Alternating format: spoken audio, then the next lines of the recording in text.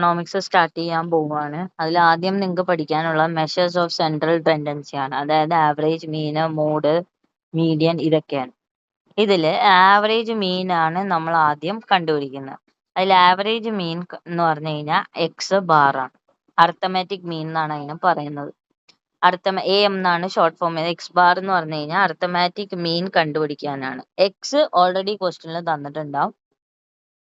X bar കണ്ടുപിടിക്കണം. അപ്പൊ അതെങ്ങനെയാ കണ്ടുപിടിക്കാന്ന് വെച്ച് കഴിഞ്ഞാല്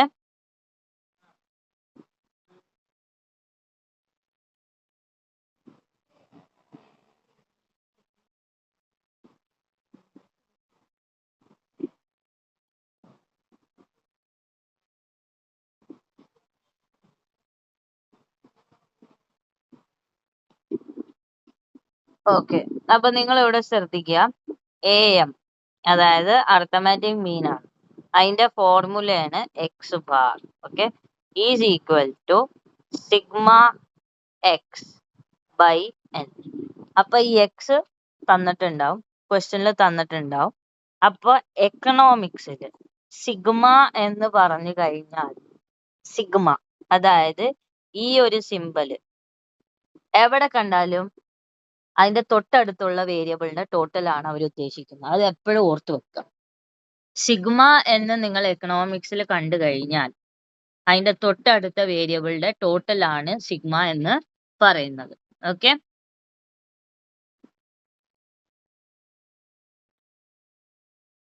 അപ്പൊ ഇപ്പൊ ഒരു ക്വസ്റ്റ്യൻ നമുക്ക് നിങ്ങളുടെ ടെക്സ്റ്റ് ബുക്കിൽ തന്നെ നോക്കാം. അതിൽ തന്നെ ഉണ്ടാവും ക്വസ്റ്റ്യൻ.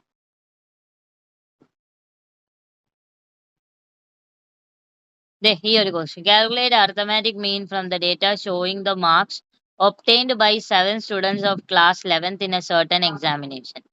അതായത് തന്നേക്കുന്ന ഡേറ്റയിൽ നിന്ന് അർത്തമാറ്റിക് മീൻ കണ്ടുപിടിക്കണം. അപ്പൊ തന്നേക്കുന്ന ഡേറ്റ എന്താണ്? അതായത് 7 കുട്ടികൾ, 11ാം ക്ലാസ്സിൽ പഠിക്കുന്ന 7 കുട്ടികളുടെ ഒരു എക്സാം കണ്ടക്ട് ചെയ്തിട്ടുണ്ടായിരുന്നു. അതിന് അവർക്ക് കിട്ടിയ മാർക്കാണ്. അതായത് അപ്പൊ എക്സ് എന്ന് പറഞ്ഞു കഴിഞ്ഞാൽ 5, 11, 16, 17, 19, 24, 30 ആണ്. അപ്പൊ അർത്തമാറ്റിക് മീൻ എങ്ങനെയാ കണ്ടുപിടിക്കേണ്ടത്? Sigma X by N. അപ്പൊ എൻ എന്താണ്? Number of X. എക്സ് എത്ര എണ്ണം ഉണ്ട് അതാണ് എൻ. സിഗ്മ എന്താണ്? ടോട്ടൽ.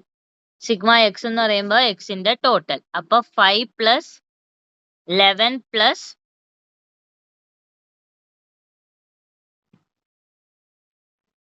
5 + 11 + 16 + 17